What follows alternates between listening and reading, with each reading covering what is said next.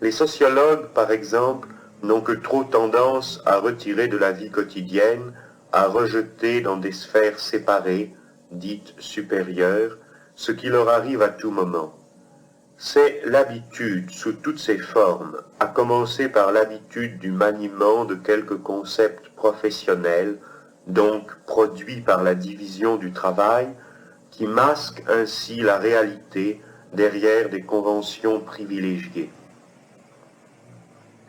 Il est alors souhaitable de faire voir, par un léger déplacement des formules courantes, que c'est ici même la vie quotidienne.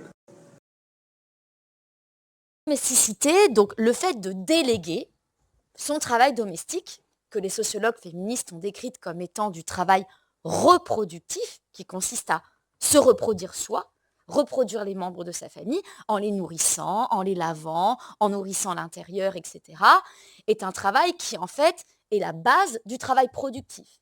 Parce que si l'ouvrier il rentre chez lui et qu'il n'a pas à manger et qu'il ne peut pas se laver, qu'il n'a pas de vêtements propres, ben en fait, il ne peut pas être ouvrier, il ne peut pas être productif le lendemain pour aller au travail. Et donc l'histoire du féministe notamment marxiste et matérialiste, l'histoire aussi du féminisme noir, parce que les sociologues noires américaines se sont énormément penchés sur cette question du travail domestique et aussi massivement fait par des travailleuses, et j'y reviendrai, issues de l'immigration, eh bien, ont bien montré que ce travail était complètement invisibilisé, que soit il était fait donc gratuitement par les femmes dans leur foyer pour leurs époux, pour leurs enfants, ou soit il était délégué, c'est-à-dire qu'on faisait recours à quelqu'un d'autre, qui n'était pas forcément un membre de sa famille, contre une rémunération. Alors, le fait de payer quelqu'un pour faire son travail domestique, c'est pas du tout récent, c'est même très ancien.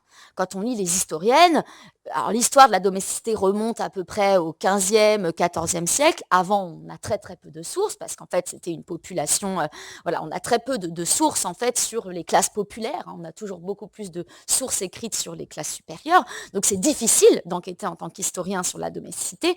Mais en tout cas, le fait d'avoir recours à quelqu'un pour lui demander des tâches de ménage, de la garde d'enfants contre une rémunération aussi faible qu'elle soit, c'est pas du tout récent.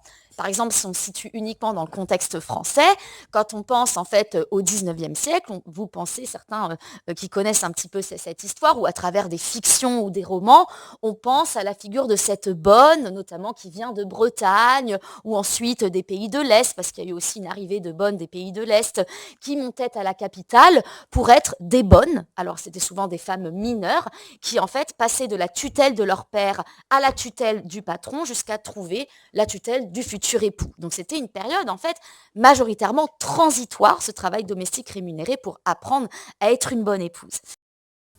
Qu'est-ce que tu fais dans le coin? J'attends le matin du grand soir. Mais surtout le grand soir, pour prendre du plaisir à leur griller les poings sous les bras.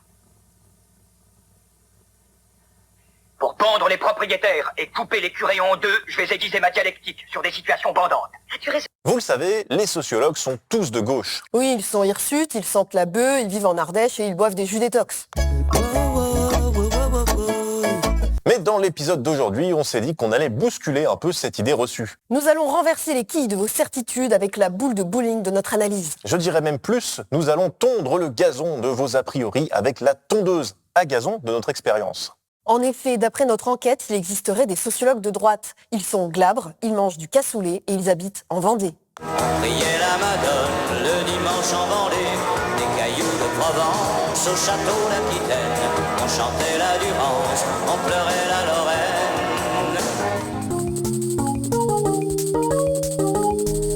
C'est une critique qui est régulièrement adressée à la sociologie, notamment par la droite. La discipline serait gangrénée par le gauchisme, ce qui empêcherait à la science d'être neutre, car vous le savez, seule la droite est objective.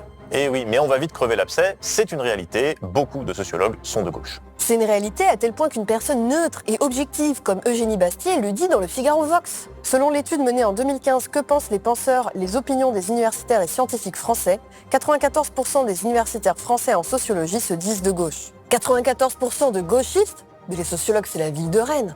En vrai, il y a plusieurs raisons à ce chiffre impressionnant. Déjà, plus on est diplômé, plus on est de gauche. Ça, c'est une règle générale en sociologie électorale. Sur le site de France Info, ce graphique qui utilise les données électorales des législatives de 2024 montre bien le vote de gauche augmenter avec le niveau de diplôme, passant de 17% des voix pour le nouveau Front populaire, pour les personnes n'ayant pas le bac, à 37% pour celles et ceux ayant au moins une licence.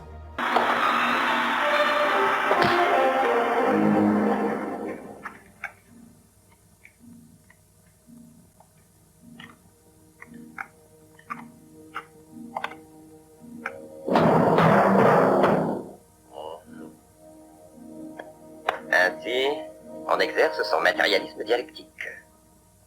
Et pourquoi pas sa subjectivité radicale. Ça pourra toujours servir. Pas pour des grèves sauvages, pas pour les occupations d'usines, j'espère, ni pour les incendies des CES.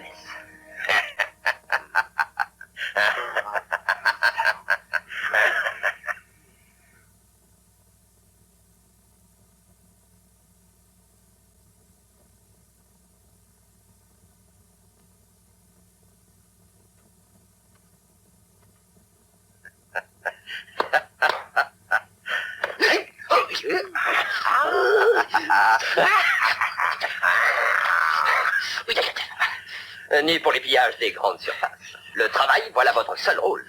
Travail, famille, patrie, travail, famille, patrie, ne sortez pas de là.